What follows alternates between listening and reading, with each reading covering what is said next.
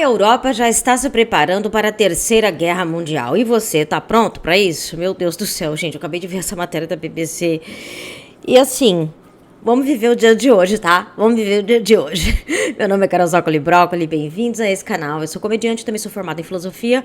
Nesse canal aqui eu gosto de pensar um pouquinho e rir também, porque tá complicado, né, gente? Pelo amor de Deus.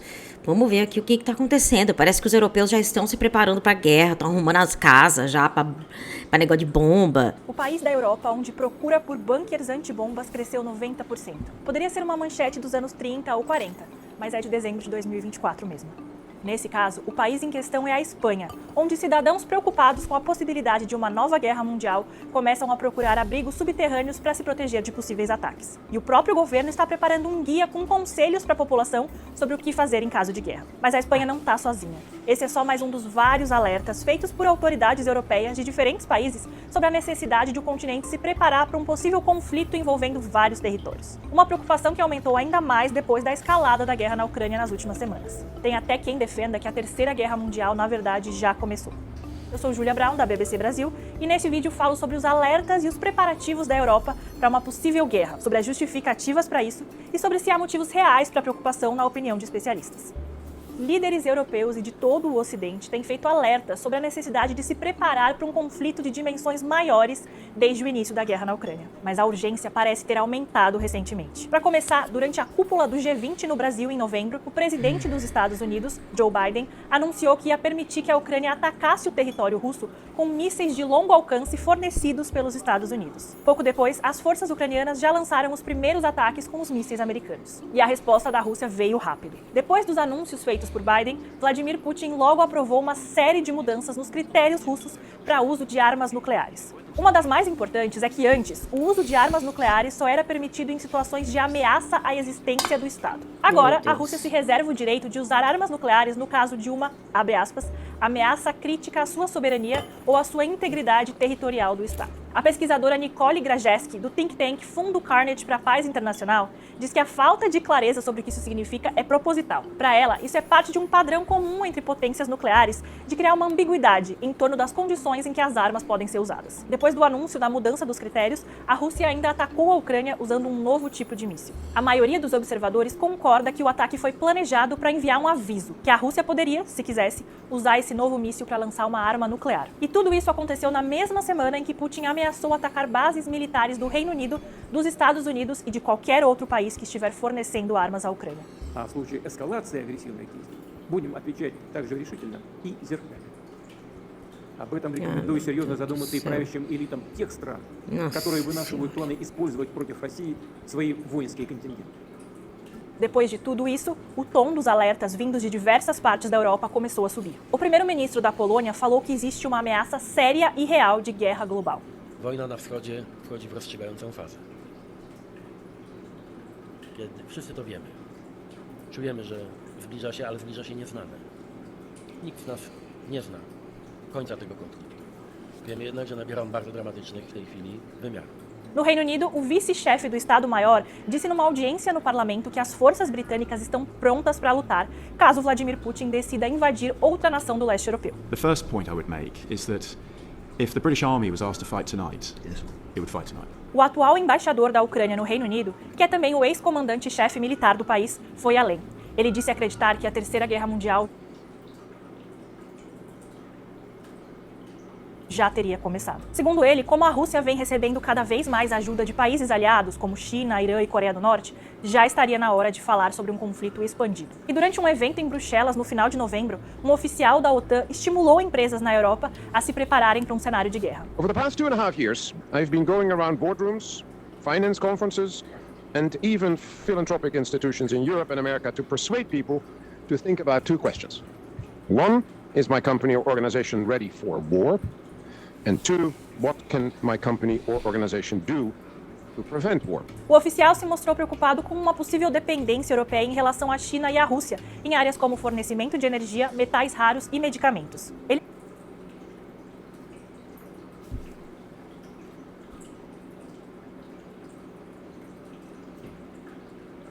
aconselhou as empresas da região a ajustarem as suas linhas de produção para ficarem menos vulneráveis às possíveis chantagens desses países. A visão de um oficial da OTAN é especialmente relevante nesse contexto, já que um dos princípios da aliança é que um ataque a um membro representa um ataque a todos os demais. E Putin tem justamente usado a expansão da OTAN, formada pelos Estados Unidos e por outras potências ocidentais, para justificar a invasão da Ucrânia. O país governado por Volodymyr Zelensky pleiteava entrar para a organização quando foi atacado pela Rússia. O porta-voz do Kremlin, Dmitry Peskov, afirmou que a ampliação da OTAN é uma, abre aspas, violação de nossa segurança e de nossos interesses nacionais, fecha aspas. Alguns países europeus já estão instruindo a população sobre como agir em caso de guerra. Em novembro, milhões de suecos começaram a receber um panfleto que orienta a população sobre como se preparar e lidar com um cenário de guerra ou outras crises inesperadas. O panfleto é uma versão atualizada de uma edição distribuída há 6 anos, mas agora com o dobro do tamanho. O ministro da Defesa Civil da Suécia admitiu em outubro que poderia haver uma guerra no país. A Noruega também distribuiu seu próprio panfleto. Nele, o governo pede que os cidadãos se preparem para se virar sozinhos por uma semana em caso de condições meteorológicas extremas, guerra e outras ameaças. Já a Finlândia publicou online suas novas orientações sobre o que chama de preparação para incidentes e crises. O documento divulgado explica como o governo e o presidente responderiam no caso de um ataque armado, enfatizando que as autoridades da Finlândia estão bem preparadas. E aí vale lembrar que a Suécia e a Finlândia foram os últimos países que aderiram à OTAN. Esse movimento foi considerado um revés para Vladimir Putin, especialmente porque a Finlândia tem uma fronteira de mais de 1.300 quilômetros com a Rússia. E apesar de os dois países dizerem que se juntaram à aliança para reforçar a sua segurança, eles também temem uma retaliação de Moscou. Outros países na Europa têm experimentado ainda uma corrida por abrigos antibomba. Na Espanha, como a gente viu, há um aumento grande na procura por bunkers. Uma empresa especializada diz que está recebendo cerca de 20 consultas por dia. Mas a opção de ter um abrigo particular não é para todo mundo, já que a construção é bem cara. Em uma das empresas consultadas pela BBC, um refúgio de 15 metros quadrados para até 6 pessoas com um banheiro custa cerca de 60 mil euros, cerca de 380 mil reais. Ainda assim... Mas isso aí é mercado pra trouxa também. Tem coisa que, assim... Eu não sei, esse negócio de bunker também, eu acho que tem... Aqui nos Estados Unidos tem essa indústria do bunker e tal. Assim, eu tô tão perplexa com essa notícia, gente, desculpa que eu não tô comentando muito, né? Mas esse negócio de bunker também, eu acho que também é otário querendo tirar dinheiro de gente que tá com medo.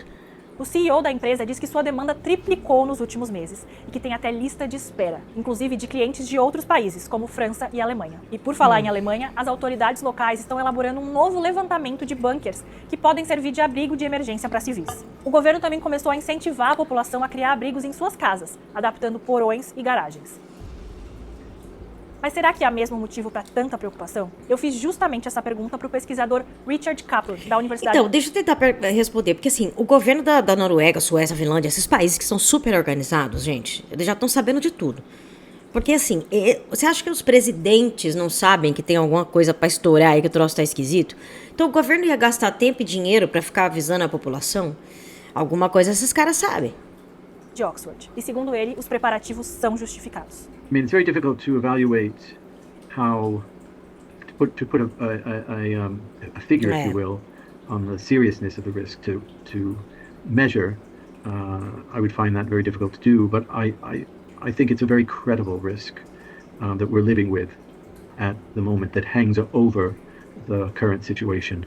Well, I think that the concerns that have been expressed by governments, by analysts, is that Russia will seek to do in other neighboring countries what it has done in Ukraine. And that would be serious for another reason, because these are NATO member states. E como a gente sabe, se um país membro da OTAN é atacado, a aliança considera que todos foram atacados. O especialista em relações internacionais explica também que as guerras vivenciadas pela Europa no passado ainda influenciam... Não, tudo bem, mas o Putin, ele estava enfraquecido porque ele já gastou muito dinheiro na guerra da Ucrânia e todo mundo sabe que o exército dele, ele tá em guerra, né, gente? Tem uns anos aí.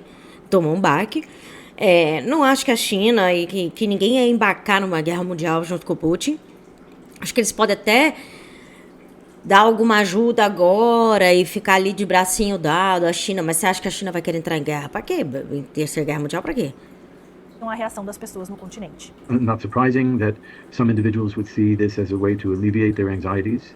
They take measures to mitigate the risks. I think that it partly it's inspired by what has come before in the way of war experiences that these populations, these countries have been exposed to. Já o Steve Rosenberg, editor de Rússia da BBC News, diz que é difícil saber o que esperar de Vladimir Putin e do futuro do conflito. Para ele, talvez nem mesmo o presidente russo saiba seus próximos passos, o que só torna a situação ainda mais grave. Por outro lado, o editor da BBC diz acreditar que a volta de Donald Trump à presidência americana em 2025 pode mudar o rumo atual do conflito. É que Trump tem declarado que sua prioridade é acabar com a guerra e com o que ele chama de desperdício de recursos dos Estados Unidos, no caso com a ajuda militar à Ucrânia. O próprio presidente da Ucrânia, Volodymyr Zelensky, afirmou em novembro que, abre aspas, é certo que a guerra terminará mais cedo com as políticas da equipe que agora liderará a Casa Branca. Trump também disse, inclusive, que conversar com Vladimir Putin seria algo inteligente. Tudo isso, segundo Rosenberg, poderia desencorajar Putin a escalar a guerra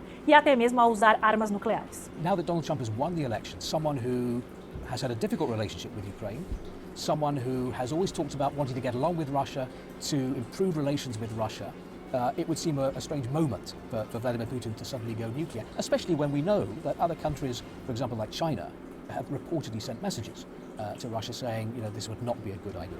Nós da BBC Brasil vamos continuar acompanhando todos os desdobramentos da guerra na Ucrânia. Siga nossa cobertura em bbcbrasil.com, no YouTube. Claro, óbvio que a China vai falar, a China tá só vencendo, gente. A China é o número 1, economia, tecnologia, é o país número 1, hoje não tem pra ninguém. Cara, é inacreditável, realmente não dá pra saber o que o Putin vai fazer. O Trump, o que eu acho que o Trump vai fazer? Porque o Trump é a cachorrinha do Putin, né? Eu não sei se esses oligarcas russos têm mais americano no bolso do que a gente imagina, sabe assim? Então, eu acho que o que o Trump vai fazer é, Ucrânia, dá aí o território pro Putin ficar quieto e é isso aí. Mas eu não sei no que isso vai acarretar. Porque o Putin, eu não sei também se ele tá querendo guerra, porque tem uma coisa, o Putin, assim, entrou um presidente fraco agora nos Estados Unidos, entendeu? O Trump é fraco, ele consegue manipular o Trump. O Trump, ele é previsível, entende? E o Putin, a impressão que eu tenho, talvez você também tenha essa impressão, a impressão que eu tenho é que ele sempre quis dar uma derrubada nos Estados Unidos. Pessoalmente, assim, parece que ele tem essa coisa. Então, assim, é só ver. Mas, assim, eu não sei, porque o Putin, eu acho difícil ele fazer uma coisa, tipo soltar uma bomba atômica. Acho isso muito difícil, porque a gente tem que pensar que ele tá em guerra há anos. Então, assim, por mais dinheiro que ele tenha, sei lá, que a Rússia tenha, a Rússia não é nem tão rica assim, ele tá baqueado. Ele tá baqueado. A Ucrânia tá dando trabalho pra ele. Os Estados Unidos, né? Mandando, né? Os Estados Unidos, o que mais? Inglaterra também mandando armas, coisa, né? Então é isso. Eu acho que é isso daí, sinceramente. Acho que, claro que esse perigo tem. Eu acho também que colocarem esses americanos idiota, elegeram o Trump, que é um cara que vai ter acesso a apertar o botão da bomba atômica, né? Um maluco, porque o Trump ele tem um transtorno de personalidade, isso eu não preciso nem... Todo mundo sabe, não preciso nem falar, porque mais de 50 psiquiatras já assinaram um decreto dizendo que ele tem um transtorno de personalidade, que ele não pode exercer um cargo público. Tá legal? Então, assim, dá o medo, dá, mas eu acho que daí, até o ponto de eu pegar e querer construir um bunker pra não sei o que, isso aí é gente que tá com dinheiro sobrando, gente, pra dar 60 pau, assim, 60 mil euros, assim, num bunker. Agora, esses países, por exemplo, a Finlândia tá do ladinho ali da Rússia, então... na verdade, o que ficou pensando isso? São esse governo da Suécia ali, que a gente viu, né? Vou falar da Finlândia aqui, né? Deu aquelas cartilhazinhas lá. O governo não ia fazer isso também se não tivesse perigo nenhum, né? Sei lá, acho que esse povo da Europa já passou por tanta guerra também que acho que eles ficam meio neuróticos. Mas enfim, a gente, né, não tem essa... Graças a Deus a gente não tem essa experiência. Mas eu vou ficando por aqui, gente. Meu nome é Carol Zócoli Brócoli. Se você quiser aprender a fazer stand-up, você já sabe que eu tenho um curso online que tá lá na Hotmart. O link tá bem aqui na descrição, né?